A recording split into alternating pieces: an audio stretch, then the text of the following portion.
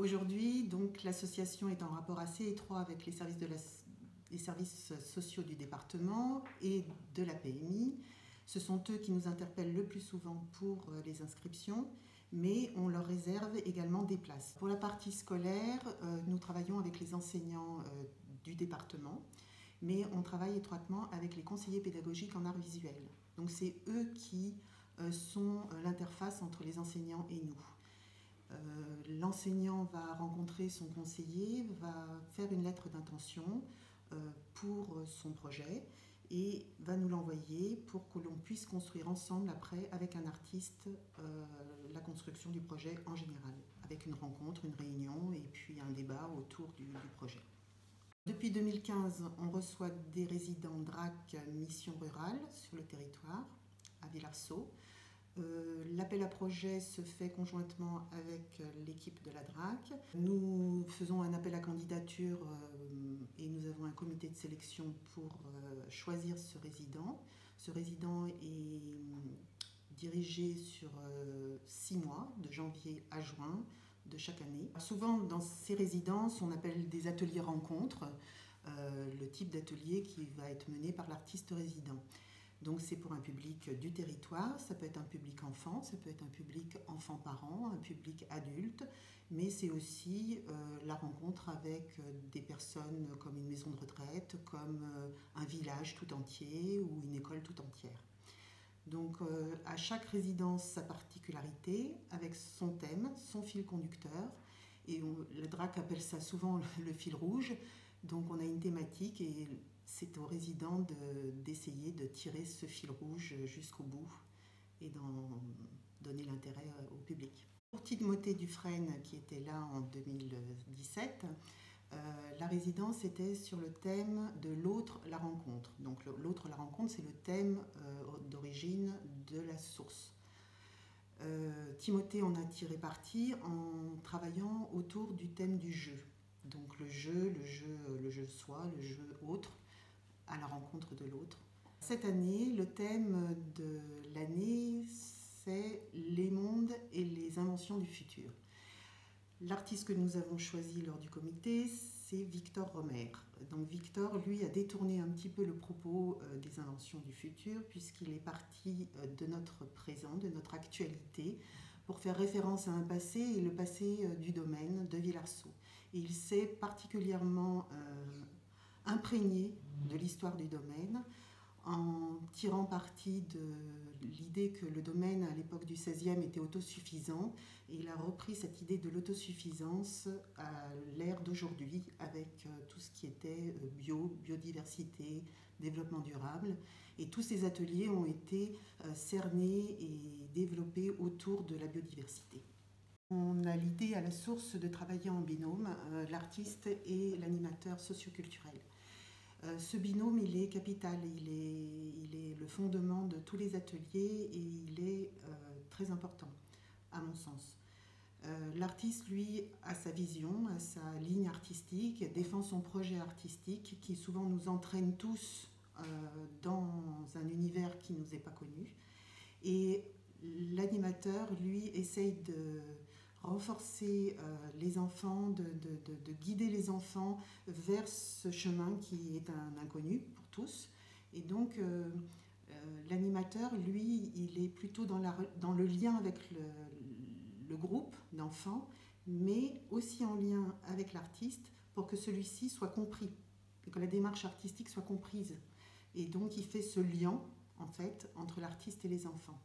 Et l'animateur est une force vive. L'atelier, c'est pas que l'atelier, c'est aussi tout ce qui se passe autour en périphérie, avec les familles, avec les enfants, et particulièrement pendant les transports. Les transports, c'est un temps où l'enfant prend le temps de parler de lui, de sa famille. Il y a une espèce d'intimité qui se crée pendant le temps du transport, qui n'existe pas forcément dans le temps de l'atelier. Il y a aussi les repas, les temps de pause. Tous ces moments hors atelier sont aussi importants et capitaux pour nous, équipe source, pour mieux comprendre l'enfant, la problématique de sa famille et être à l'écoute, en tout cas, de tous ces petits moments cumulés en sus de l'atelier. Il y a des parents qui sont un peu réticents, qui osent pas, qui sont timides, qui sont un peu réservés dans leur village, sans véhicule, et qui ont du mal à venir vers nous. Donc souvent, les enfants, pour les inscriptions, déjà, on appelle les familles. Et en fait, la source a cette action de faire appel à eux, de les encourager, de les rassurer, de leur dire que ça sera bien pour leur enfant, qu'ils vont partager quelque chose d'agréable ensemble. Et ce lien, il se tisse tous les jours. Tous les jours, il y a des coups de fil, tous les jours, il y a des visites vers les familles qui sont démunies ou qui sont isolées pour les encourager à venir nous rencontrer. Il est arrivé que des familles soient séparées par la vie, par les vicissitudes qu'elles ont rencontrées. Donc des enfants confiés dans des familles d'accueil, des enfants confiés dans des familles d'accueil différentes, ou même quelquefois dans des pays différents.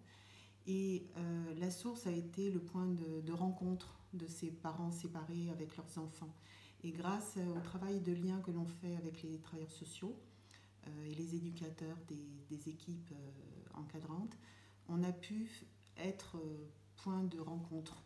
Pour l'exemple que je voulais vous citer, c'était une maman qui vivait qui avait plus de domicile fixe, qui vivait dans les gares, souvent dans les trains de marchandises, sans couverture, sans rien, on va dire.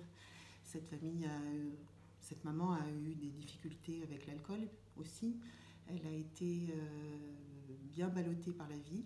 Ses enfants lui ont été retirés à un moment donné dans ce parcours et confiés dans différentes familles d'accueil. Donc effectivement, quand les travailleurs sociaux nous ont dit que cette maman était d'accord pour travailler un atelier de sculpture, c'était avec un artiste qui s'appelle François Clouard. Et nous avons travaillé sur un sujet d'actualité puisque c'était sur les réfugiés climatiques. Chaque adulte avait une sculpture à représenter d'une personne il fallait qu'il se mette dans l'idée que c'était comme si il allait devoir partir de quelque part en précipitation. Qu'est-ce qu'il allait emmener dans son bagage? Chaque personnage devait avoir un bagage. Et chacun a mis dans ce bagage ce qu'il avait d'important à emporter dans une situation de repli rapide. Et cette maman a mis son enfant sur le dos. À la suite de cet atelier de sculpture, cette maman a souhaité participer à un autre atelier qui était portrait de famille, donc un atelier avec un artiste photographe qui représentait les familles chez eux en général ou dans un univers qu'ils avaient choisi ou la famille avait choisi.